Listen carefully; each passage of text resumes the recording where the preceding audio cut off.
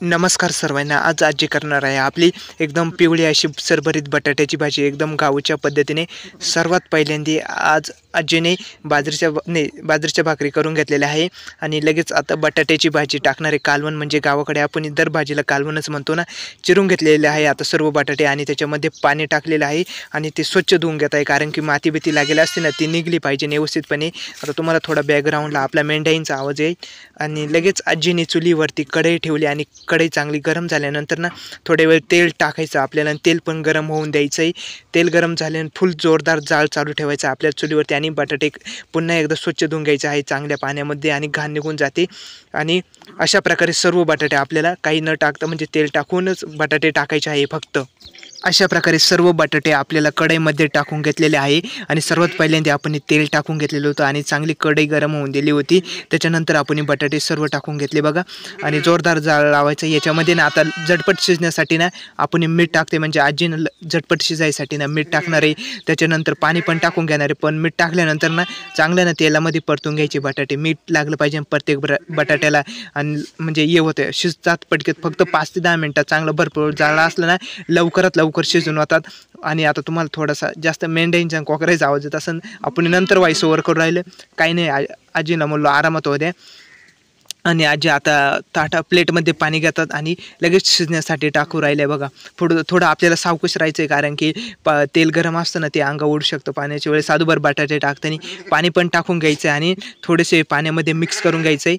आणि अंदाजानुसार सर्व बटाटे असे एका लेवलमध्ये आले का पाण्याच्या लगेचच झाकण ठेवायचं आहे, तोपर्यंत शिजून जायचं. आणि दुसऱ्या साईडला ना आजीने लगेच मिक्सरमध्ये ना मिरची वाटून आणायची तयारी करत होतं. ते बघा अशा पद्धतीने 5-6 चांगल्या मोठ्या मिरच्या घेतल्या. त्याच्यामध्ये शेंगदाणे पण टाकायचे आणि अर्धासा चमचा हळद टाकायची. आजींना म्हणलो काही विषय नाही, आरामात होत्या, आपल्याला काही एवढी झटपट काही नाही. पण आजींचं म्हणणं एकच असतं, अशी कमी वेळेमध्ये आपली भाजी होणार आहे असे दाखवायचं असतं. आणि भरणीच्या एका झाकणामध्ये त्यांनी भुजेल शेंगदाणे घेतलेले आहे.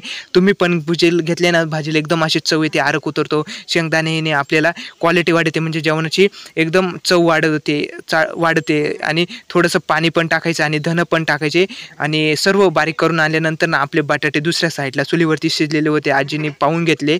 मग चांगले पद्धतीने लगेचच मिक्सरमध्ये आपण धनं हळद आणि मिरच्या शेंगदाणे बारीक करून आणले होते आणि ते सर्व मसाला आपल्याला भाजीमध्ये टाकायचा आणि सर्व पहिल्यांदा मिक्स करून घ्यायचा. अशा पद्धतीने खालून जोरदार जाळ चालू ठेवायचा आहे आपल्याला. काही नाही, मग बटाट्याच्या भाजीमध्ये ना आपल्याला ना अंदाजानुसार आता पाणी वाढवत राहायचे, कारण की घरातील मेंबर असतात ना, तुमच्या घरातील लहान मोठी माणसे किती आहे त्याच्यानुसार आता आपण भाजीमध्ये पाणी टाकून घ्यायचे सर्व. आणि भाजीला पण खूप छान अशी चव येणार आपल्या कालवणाला. बटाट्याच्या आजीने बनवले म्हणजे विशेष काही नसतो बघा. अशा पद्धतीने अजून आजी पाणी वाढवू राहिले, कारण की आमच्या घरामध्ये जवळजवळ 6 माणसं आहे ना. आता तर एक सकाळची आपली भाजी असते, ही बटाट्याचे कालवण असतं ना, ते 2 टाईम जेवायला लागतं. म्हणजे त्याचे म्हणजे प्रत्येक माणसाचे 2 टाईम झाले तरी 12 जण एवढ्या भाजीमध्ये जेवणार. भले तुम्हाला कमी वाटत असेल, पण एकदम अशी छान आणि सरभरीत अशी आजी भाजी बनवत असतात. खायला पण खूप छान असते. सर्व भाजीमध्ये पाणी टाकून बिकून घेतलं ना, मग आता अंदाजानुसारच आजींनी मीठ पण याच्यात पहिल्यांदा शिजण्याच्या अगोदर टाकले आणि भाजी आपल्याला उकळून द्यायची होती 5-10 मिनिटांनी. भाजी चांगल्या पद्धतीने उकळलेली आहे, तुम्ही बघू शकतात. बटाटे पण मस्तपैकी मेनावाने शिजलेस असंच आजींचं म्हणणं असतं. बघा तुम्ही पळीमध्ये पण आजी घेताय आणि एकदम भरपूर जाळ चालू होता चुलीवरती आणि आपल्या बटाट्याचं भाजीचं पण आरक उतरलेलं आहे. भले तुम्हाला तरी दिसत नसेल, पण क्षमतेत उत्तर नाही असं मी सांगू शकतो. चवीला पण खूपच छान आणि एकदम झटपट होणारी आपली बटाट्याचं कालवण गावाकडचं. जर तुम्हाला आवडत असेल तर कमेंटमध्ये निश्चित सांगत जा. जर तुम्हाला ही आजींची भाजी आवडली असेल तरी निश्चित सांगा. ही एकदम उपलब्ध साहित्यामध्ये घरच्या बनवलेले आहे. आणि आता आपण भाजीला उतरून घेतलेलं आहे, गरम वाफा चालू होते. भले भाजीला थोडीशी तरी आणि थोडासा पिवळापणा नाही दिसत, पण भाजीला एकदम हिरव्या मिरच्यामध्ये बनवलेले आहे ना, म्हणून तशी वाटतं. चला मिळूया पुढच्या व्हिडिओमध्ये. तोपर्यंत जय शिवराय, जय महाराष्ट्र.